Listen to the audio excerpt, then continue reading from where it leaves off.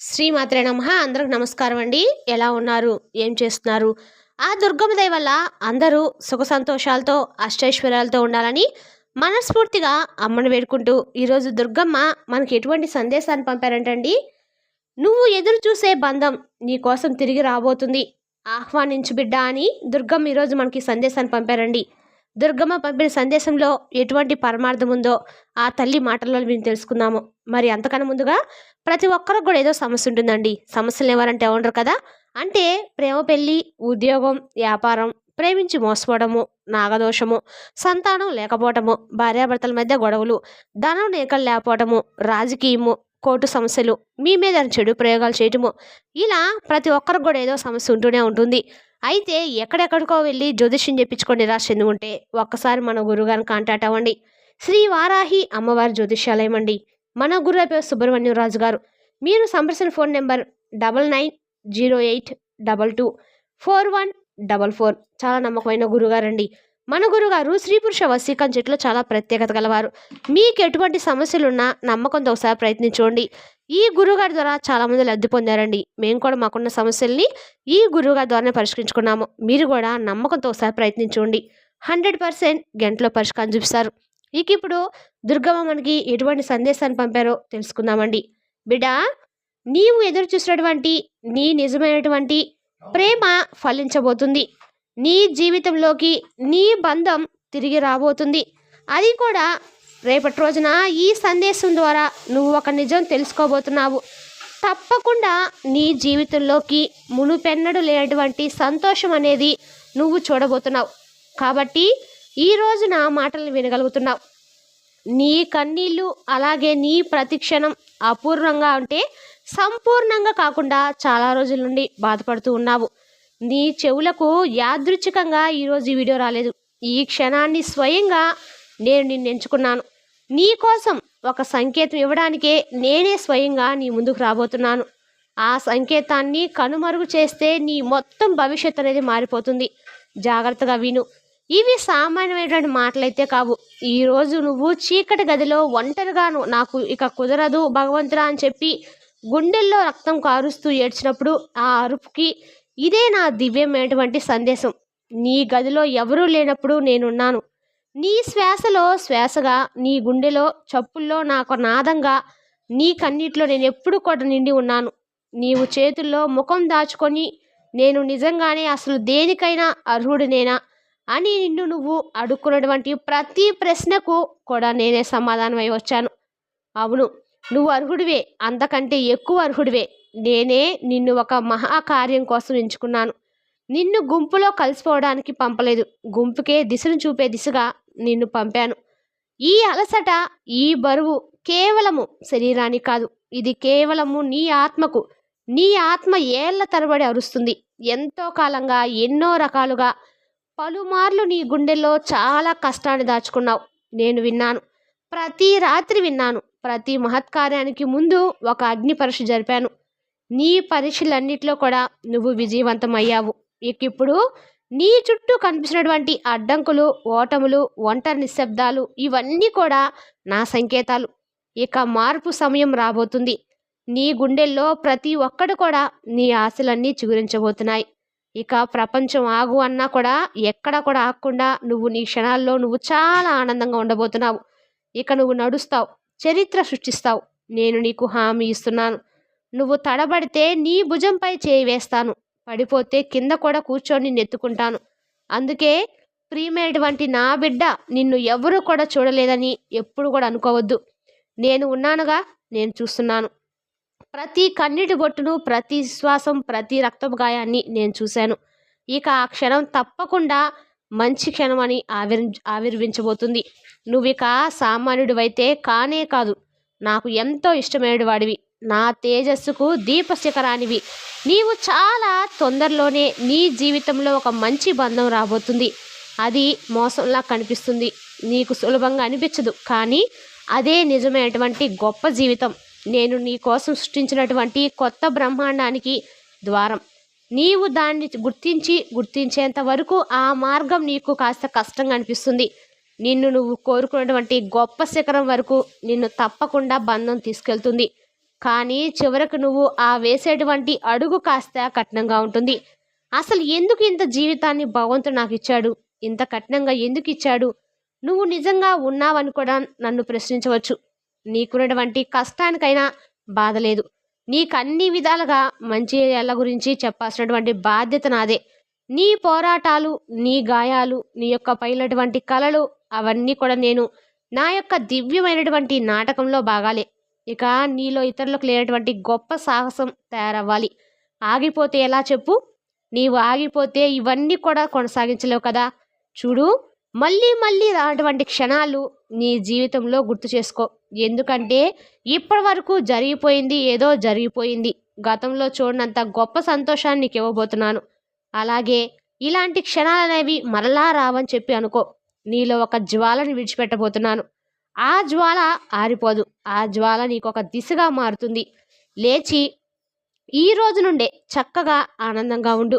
నువ్వు నడిస్తే పర్వతాలు పొంగుతాయి, సముద్రాలు దారిస్తాయి, ఆకాశం నీ కోసం విజృంభిస్తుంది. ప్రపంచం నీ యాత్రను చూసి ఆశ్చర్యంతో నోరు మూసుకుంటుంది. అప్పుడు నేను నీకు తప్పకుండా నీ ముందుకొచ్చి గర్వంగా నిలబడతాను. ఇతను నేను ఎంచుకున్నటువంటి గొప్ప భక్తుడు, భక్తురా అని ఇక నువ్వు లేచినప్పుడు కేవలం అంటే కేవలం కళ్ళు తెరవద్దు. ఒక్కసారి నీ మనసులో ఈ దుర్గమ్మ కృతజ్ఞత చెప్పుకో. నీ యుగం ఆరంభమైంది. నీ మంచి మనసుకు మంచి బంధం తోడు కాబోతుంది. అది నువ్వు కోల్పోయినటువంటి బంధం కావచ్చు, లేదా ఇప్పుడే కొత్తగా నీ జీవితంలోకి ఆహ్వానించినటువంటి బంధం కావచ్చు, లేదా రాబోతున్నటువంటి రోజుల్లో నీకు పరిచయం అయ్యేటువంటి బంధం కావచ్చు. ఇలా ఏ బంధమైనా కానీ నీవు కోల్పోయినటువంటి బంధం తిరిగి మరలా వారు క్షమాపణలు చెప్పి నీ దగ్గరకు చేరుకోవచ్చు. లేదా ఇప్పుడు నీ బంధం నువ్వు కొనసాగిస్తున్నటువంటి బంధం అయితే నువ్వు ఏదైనా వారితో గొడవలు కానీ విభేదాలు కానీ ఏదైనా ఏర్పరచుకున్నట్లయితే వారితో తిరిగి మరలా నీ బంధం సఖ్యతగా ఉండబోతుంది. ఏదేమైనా సరే నీకు కొత్త బంధం అయితే నీ జీవితంలోకి రాబోతుంది. ఆ బంధంతో నువ్వు ఆనందంగా ఉండబోతున్నావు. కానీ ఇక నీ జీవితంలో నీకంటూ ఒక తోడు కావాలని చెప్పి ఆశించినట్లయితే తప్పకుండా ఆ బంధం నీ వద్దకు వస్తుంది. నాకు కుదరదు అన్నప్పుడు నేను నీ లోపల శక్తిని నింపుతూ ఉంటాను. ఎందుకంటే నేను మిమ్మల్ని అపూర్వంగా చాలా జాగ్రత్తగా కాపాడుకుంటూ వస్తున్నాను. నా సాక్షిగా జన్మించినటువంటి నీ ప్రేమను నేను ఎప్పటికీ వదులుకుంటానో చూడు. వినండి, గాలిలో ఉన్నటువంటి ఆ తేలికైనటువంటి కంపనం అదేంటో తెలుసా? అది నడిచేటువంటి శబ్దం. ఎప్పుడైనా కానీ ఒంటరిగా కూర్చొని నీ గురించి నువ్వు ఆలోచించుకున్నావా? నీ గురించి నువ్వు ఎప్పుడైనా కానీ నాకు ఇది కావాలి చెప్పి నన్ను అడిగావా? పిచ్చిదానా, పిచ్చి తల్లి, ఎప్పుడు కూడా నీ కోసం కాకుండా పరుల కోసం మాత్రమే ఆలోచించావు. నాకున్నా లేకపోయినా నా వాళ్ళు బాగుంటే చాలనుకున్నావు. నా చుట్టూ ఉన్నవారు బాగుంటే చాలనుకున్నావు. ఒంటరిగా గడుపుతూ వచ్చావు. ఒంటరిగానే నీ కష్టాలన్నీ కూడా అనుభవిస్తూ వచ్చావు. కనీసం తిండి కూడా తినటువంటి రోజులున్నాయి. కనీసం ప్రశాంతంగా నిద్రలేనటువంటి రాత్రులున్నాయి. అయినప్పటికీ నువ్వు ఒంటరిగా ఉన్నావని చెప్పి ఎప్పుడూ అనుకోలేదు. నాకు తోడుగా నేను నమ్మినటువంటి దుర్గమ్మ ఉందని చెప్పి గర్వంగా చెప్పుకున్నావు. నీ ప్రతి మాట, ప్రతి ప్రశ్న, నీ మౌనం అన్నీ కూడా దుర్గమ్మ వింటూనే ఉంది. అదే నువ్వు కూడా నమ్మకాన్ని కలిగి ఉన్నావు. కాబట్టి ఈరోజు నీకు మంచి జీవితాన్ని ప్రసాదించబోతున్నాను. ప్రేమ సాధారణం కాదు, అది కూడా ఒక తపస్సే. తపస్సు ఫలితమే, అది ఎప్పటికీ వ్యర్థం కాదు. తప్పకుండా నీ దగ్గరకు వస్తుంది. అలాగే నీ జీవితంలో మంచి వెలుగుని తీసుకురాబోతున్నాను. నీ చీకటిని పారద్రోలబోతున్నాను. దాని అడుగులతో నీ భాగ్యం మరింత ఎక్కువగా సంతోషంగా ఉంటుంది. నీ కోసమే ఒక కొత్త బంధం రాబోతుంది. నీ కోసమే ఆ బంధం నీకు అనిపిస్తుంది. వచ్చినప్పుడు తప్పకుండా నీకు అనిపిస్తుంది, దుర్గమ్మే నా కోసము ఇంత మంచి బంధాన్ని నా జీవితంలోకి పంపించిందని. నీ జీవితంలో ఒక మంచే ఎప్పటికి కూడా నీ త్యాగం వ్యర్థం కాలేదు. నీ త్యాగమే నీ విజయానికి నాంది పలకబోతుంది. ఎందుకంటే ప్రేమలో ఓడిపోయేవారు చివరికి కొంతమంది గెలుస్తారు. అది కూడా వారి జీవితంలో భాగమే. ఈసారి దూరం ఎప్పటికి కూడా అంటే ఈసారి నిలిచిన దూరం ఎప్పటికీ కూడా నీకు ఆనందాన్ని ఇస్తుంది. ఎందుకంటే ఇప్పటి వరకు నువ్వు వదులుకునేటువంటి బంధం, ఆ పొందినటువంటి దూరం, ఆ దూరాన్ని నీకు మించినటువంటి కన్నీరు, ఇవన్నీ కూడా వ్యర్థం కాలేదు. ఎవరు ఎలాంటి వారు, ఎవరు నీ వాళ్ళు, ఎవరు దూరమైన వారు, అలాగే ఎవరి మనస్తత్వం ఎలా ఉంటుంది, ఏ బంధం దూరం అయితే నీ మనసుకి ఎంత గాయం అవుతుంది, ఇవన్నీ కూడా నువ్వు తెలుసుకోగలగాలి. కాబట్టి నువ్వు సంతోషంగా ఉండకూడదని నేను ఎప్పుడూ అనుకోలేదు. నువ్వు ఆనందంగానే ఉండాలి. కానీ ఏ విలువైనా కానీ తెలుసుకోగలగాలి. అంటే బంధం విలువ కావచ్చు, డబ్బు విలువ కావచ్చు, ఇలా దేని గురించైనా కానీ అశ్రద్ధగా ఉండకూడదు. మనకొకటి కావాలంటే ఒకటి వదులుకోవాలి. అలాగే ఒకటి వదులుకోగలగాలి అంటే తప్పకుండా మనకు ఏదో ఒకటి భగవంతుడు ఇస్తాడని నమ్మాలి. అయితే ఏదైనా కానీ నీకోసం నీ దగ్గరికి వచ్చినప్పుడు నువ్వు వదులుకున్నావంటే దాని గురించి నువ్వు మరలా ఇక ఆశలు వదిలేసుకోవాలి. ఎందుకంటే నీ చేతులారా నువ్వు చేసినటువంటి కొన్ని పనులు అవి నీకు బాధగానే మిగులుస్తాయి. అంటే అది చివరికి కూడా నీ ప్రమేయం లేకుండా ఏది జరగలేదు కదా. కాబట్టి నీకంతా కూడా తెలిసేలా దుర్గమ్మ నీకు జ్ఞానాన్ని ఇచ్చింది.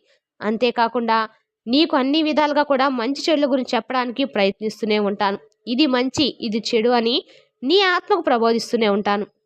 అప్పుడే నువ్వు తెలుసుకున్నటువంటి పక్షంలో దుర్గమ్మ మాత్రం ఏం చేయగలదు. కాబట్టి కొన్ని విషయాల్లో నీ యొక్క ప్రమేయం కూడా ఉంటుంది. ఈ రోజున నీ పిలుపుని నేను విన్నాను.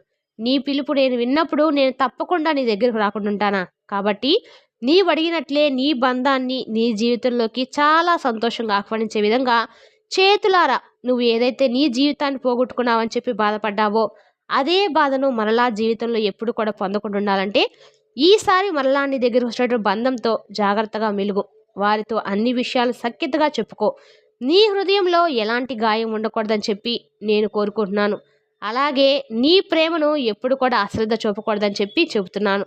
నా మాటలు నీకు అర్థమేననుకుంటున్నాను. అంటే ఎదుటివారు చూపినటువంటి ప్రేమను ఎప్పుడు కూడా అశ్రద్ధ చూపవద్దు. చూడు, నీవు ఇప్పుడు చాలా రకాలుగా ఆలోచిస్తూ ఉన్నావు. అసలు దుర్గమ్మ నాకు ఏం చెప్తుంది, దేని గురించి చెప్తుందని నీకు అనిపించవచ్చు. నీకు పక్షంగా నేను నిల్చొని ఉన్నాను. ఒక్కసారి ఒక్క క్షణం ఆగు. నిన్ను నువ్వు చూసుకో. ఏ ప్రేమనైతే నువ్వు స్వీకరించాలా వద్దా అని చెప్పి నీ లోపల నువ్వే ప్రశ్న వేసుకుంటున్నావో ఆ ప్రేమను తిరిగి మరలా నువ్వు పొందవచ్చు. తిరిగి నీ దగ్గరకు వచ్చినప్పుడు నీ హృదయంలో ఎలాంటి గాయం ఉండొద్దని కూడా నాకు అనిపిస్తుంది. చూడు, ఆ ప్రేమను నువ్వు స్వీకరించగలగాలి. నీ మనసు ఇప్పుడు నిర్మలంగా ఉంది కదా.